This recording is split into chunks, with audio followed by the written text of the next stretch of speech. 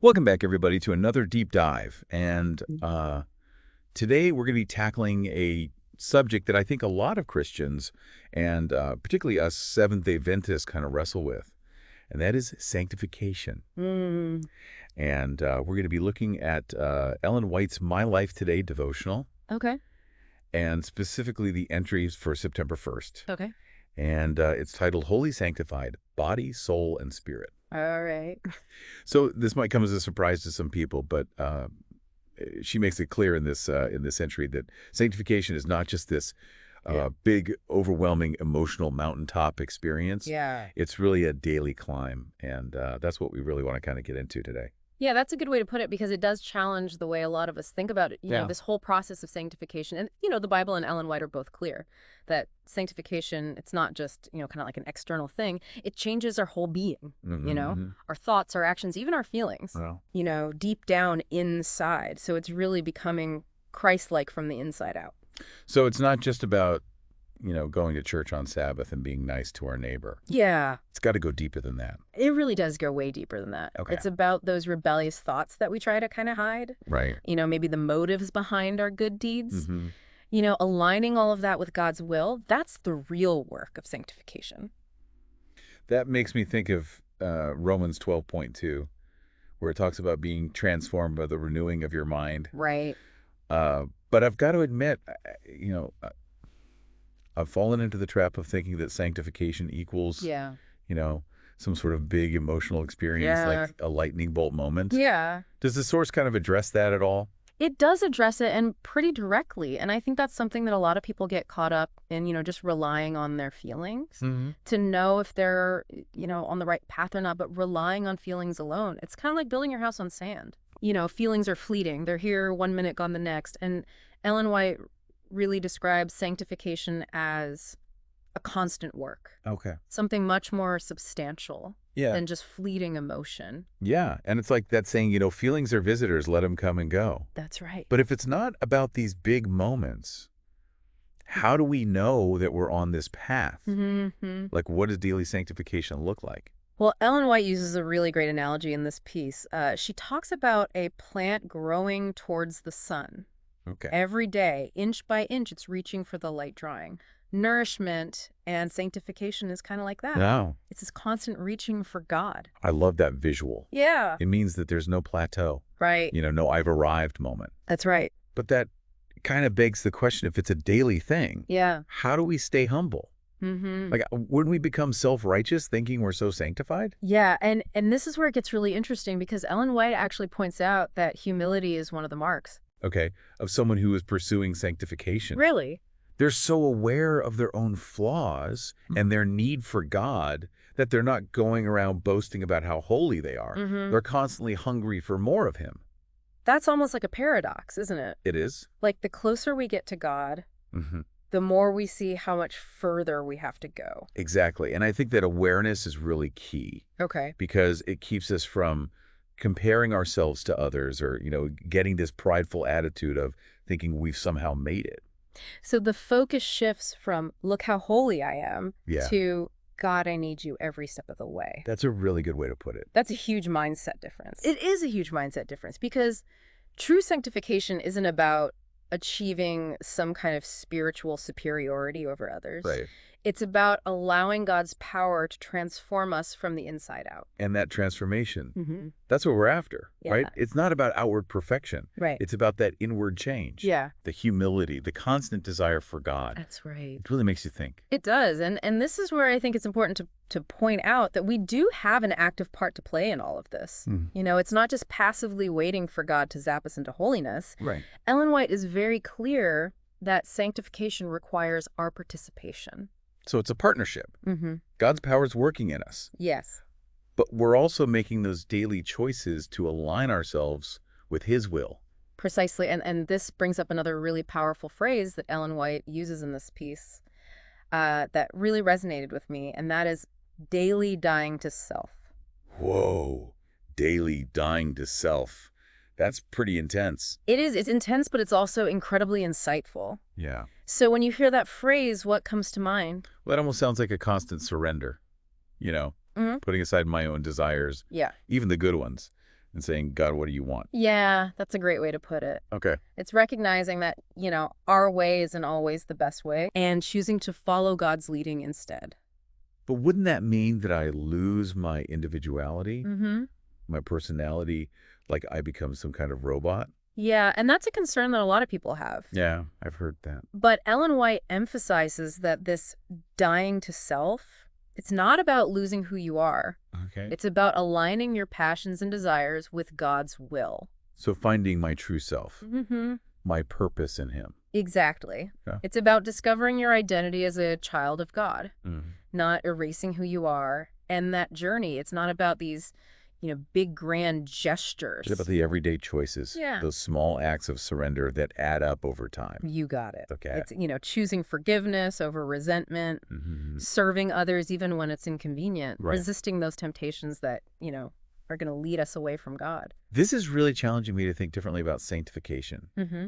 It's not a destination. Right. It's a direction. Yeah. It's not about perfection, but about constantly turning towards God. That's a great way to frame it. And what's so encouraging about that is that even when we stumble, and we all do, Right. God's grace is always there to pick us up and set us back on the right path. This is so much deeper than I initially imagined, Yeah. and we've only just scratched the surface. Mm-hmm. We'll be back soon to continue our deep dive into sanctification in part 2. Welcome back to our deep dive into sanctification. Mm-hmm. And we're talking about this idea of daily dying to self. All right. And I've got to admit, it's a bit unsettling. Mm. Does that mean we become passive? Like we're Yeah. just going through the motions? Yeah. Is there still room for, passion and excitement in the Christian life? That's a great question, and I think that's one that a lot of people struggle with because it's kind of a paradox, right? Right. This idea of dying to self, but it's not about becoming lifeless or robotic. Mm-hmm. Think about it more like a refining fire. Okay. It burns away the impurities, leaving behind this pure gold of our true selves, aligned with God's will. So it's actually more about discovering who we really are, Mm-hmm. who God intended us to be, Yeah. not erasing who we are. Exactly. It's about finding our true purpose and our identity in Him. Okay. And that's where the passion comes in, because think about what are some of the things that excite you most in life? Oh, it's a tough one. Even outside of, your faith. Yeah. What are some things that you really enjoy? Well, I love learning new things. Mm-hmm. I love sharing stories, Mm-hmm. connecting with people. Mm-hmm. I guess those all kind of tie into my faith in some way too. There you go. And that's what's so cool is that God often weaves those natural passions that we have Right. into the tapestry of our sanctification. Okay. It's not about, extinguishing the fire. It's about directing it, Right. letting it fuel our walk with Him. So how do we practically live this out? Mm-hmm. Because dying to self just sounds so abstract. It does sound very theoretical. So let's get down to some concrete examples. Yeah. And even some that, Ellen White herself lived out. I mean, her whole life was an example of this. Right. But let's take forgiveness. Okay. In the source material, she talks about how holding on to bitterness, even when we feel like it's justified, Mm-hmm. it's like drinking poison and expecting the other person to die. Wow. So that's dying to self right Right. there. It's choosing to release that hurt, Right. even when it's hard, Yeah. even when we don't feel like it. That image is powerful. It is. It's not about condoning what they did, Right. but it's about freeing ourselves from that poison. Exactly. Makes me think of Joseph in the Old Testament forgiving his brothers Yeah. who sold him into slavery. Absolutely. It's a tough thing to do, but that's that level of surrender that Ellen White's talking about. Wow. Another example she gives is about service. Okay. It's easy to help others when it's convenient for us. Right. But dying to self means putting aside our comfort, our own plans Mm-hmm. to meet somebody else's need. So it's not just about these big grand gestures, Right. but those everyday choices, Yeah. like choosing to, spend time with a lonely church member instead of yeah. binge watching my favorite show. Those are the little deaths to self Yeah. that add up over time. And Ellen White herself, she would often put aside her writing, Mm-hmm. which she loved to do, Right. to care for somebody who was sick or in need. Wow. It was about recognizing God's priorities over her own. Now, isn't there a danger of burning out, though? Yeah. If we're constantly dying to self, Mm-hmm. aren't we going to end up exhausted and resentful? That's a good point. And that's where the balance comes in. Okay. It's not about becoming a martyr. Right. It's about discerning God's leading in our lives. Okay. Remember that plant analogy? Yeah. It grows steadily. It doesn't just have these sudden bursts of growth Right. that depletes its energy. So it's about that consistent daily surrender, Mm-hmm. fueled by God's grace, not our own willpower.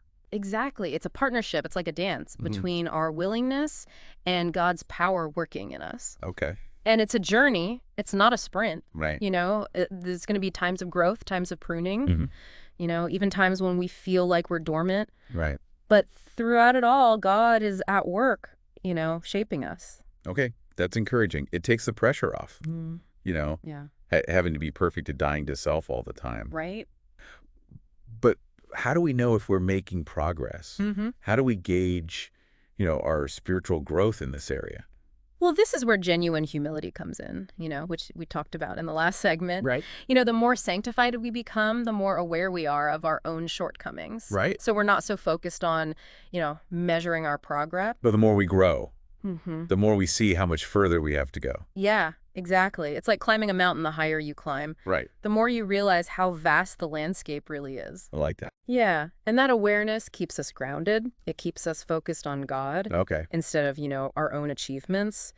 But, that being said, there are fruits of sanctification that Right. we can look for, Right. both in ourselves and others. So if it's not about feeling super holy, Right. what are those fruits? What does a sanctified life actually look like? Well, this is where Galatians 5 comes to mind. Okay. The fruits of the Spirit, love, joy, peace, patience. Mm, These qualities flow naturally from a heart that's surrendered to God. right. And Ellen White stresses, they're not just internal feelings, Mm-hmm.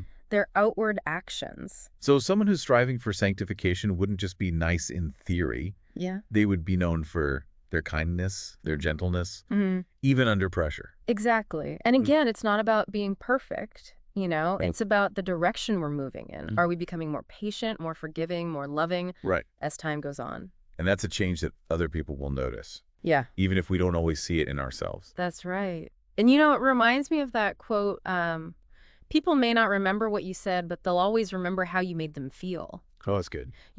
True sanctification has that ripple effect. Right. It impacts our relationships, Mm-hmm. our communities, even the world around us. So it's not about becoming a hermit and, Yeah. focusing solely on our own holiness. No. It's about letting that transformation flow outwards, Yeah. touching the lives of those that we encounter. You hit the nail on the head. It's about recognizing that true strength comes from surrendering to God's will Mm-hmm. and allowing Him to work through us, even in those messy realities of everyday life. This is giving me a whole new perspective on what it means to live a sanctified life. Mm-hmm. It's not about escaping the world. It's about engaging with it, Yeah. bringing God's light into the darkness. You got it. And that's what's so empowering about it. Yeah. We're not just passively waiting for heaven, Right. We're actively participating in God's work here and now. I'm starting to see now how this dying to self Mm-hmm. is actually a doorway to a more abundant life, Yeah. both for ourselves and for others. That's the beauty of it. It is a paradox, Right. but it's a paradox that unlocks this incredible freedom and joy. Okay. And that's a topic that we definitely want to delve into further in our final segment, so stay tuned. Welcome back to our deep dive on sanctification. Mhm. And, we've been talking about this idea of daily dying to self. Right. And how it's not about becoming robotic or losing our passion, Mm-hmm. but aligning our lives with God's will. Yeah. But in this last segment, I'd really love to kind of explore the joy and the freedom Okay. that come with this process because, honestly, Mm. dying to self doesn't exactly sound very joyful. It doesn't on the surface, right? Right. But that's a really great point. And it's one that Ellen White actually addresses head on in this piece. Okay. She talks about how true sanctification brings with it this deep, abiding joy that's not dependent on our circumstances. Mm-hmm. It's rooted in our relationship with Christ, Right. not in fleeting pleasures.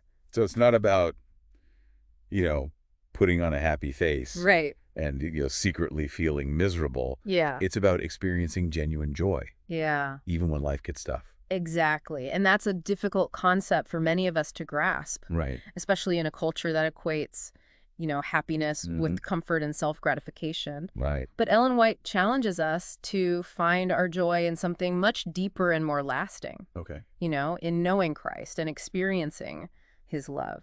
Makes me think of those verses in Philippians Mm-hmm. that talk about, rejoicing in the Lord always. Yeah. But how do we actually cultivate that kind of joy, especially when we're, facing trials and temptations?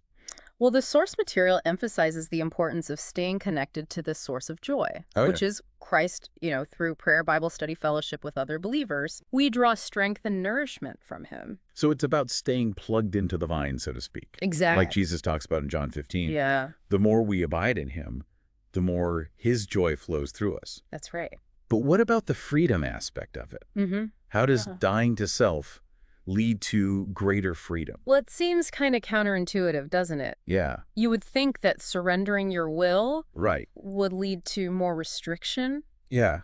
But Ellen White actually argues that it's the key to true liberation. Yeah. When we let go of our selfish desires and submit to God's plan, Yeah. we're freed from that burden of trying to control everything. It's like we're releasing the reins. Yeah. And trusting God to lead us where we need to go. Exactly. But what about those times when we feel trapped? By our circumstances, by our own weaknesses, even by, the expectations of others. How do we find freedom in those situations? Well, the source material reminds us that true freedom isn't the absence of constraints, Okay. but the power to choose God's will even when we're surrounded by limitations. It's about finding our identity in Christ, Right. not in our circumstances Right. or in what other people think of us. So it's about shifting our perspective, focusing on the eternal rather than the temporal. That's right. It reminds me of that quote from Corrie ten Boom. There is no pit so deep that God's love is not deeper still. Oh, that's good. No matter what we're going through, Right. his grace is sufficient. That's beautifully said. And, Ellen White also emphasizes that this freedom, Yeah. it's not something that we achieve overnight. Right. It's a process of daily surrender. Continual choice to align our will with God's. Yeah. And as we do that, we experience this growing sense of peace and liberation. That's right. This is really challenging me to think differently about my own pursuit of joy and freedom. I've often sought those things in, external things, achievements, possessions, even in relationships. Yeah. But Ellen White's really pointing to something much deeper, a joy and a freedom that are rooted in Christ alone. And that's the beauty of sanctification, Right. It's not about earning our way to heaven. It's Yeah. about experiencing that foretaste of heaven here on earth. Right. It's about finding our true identity and purpose in Christ and letting his love transform us from the inside out. This has been such a rich and insightful deep dive. It has. We've explored the meaning of sanctification, the importance of, daily dying to self, Yeah. the connection between humility and holiness. Right. But we've also seen that this journey isn't meant to be joyless or restrictive. No. It's about finding true joy and freedom in Christ, Yeah. a joy and freedom that overflow into our relationships and impact the world around us. Absolutely. And as we conclude our deep dive, I want to leave our listeners with this thought from the source material. True sanctification is a daily work continuing as long as life shall last. This isn't a destination we reach. It's a journey we embark on, a lifelong adventure of becoming more like Christ. That's a beautiful reminder that this isn't about striving for perfection, Yeah. but about constantly turning towards God, surrendering to his transforming power, Yeah. and allowing his joy and freedom to fill our lives. That's right. Thank you for joining us on this deep dive into sanctification. May this conversation inspire you to continue seeking a deeper, more fulfilling relationship with Christ. Yeah. One that's marked by humility, surrender, and an ever-increasing measure of his joy and freedom. Until next time, keep diving deep.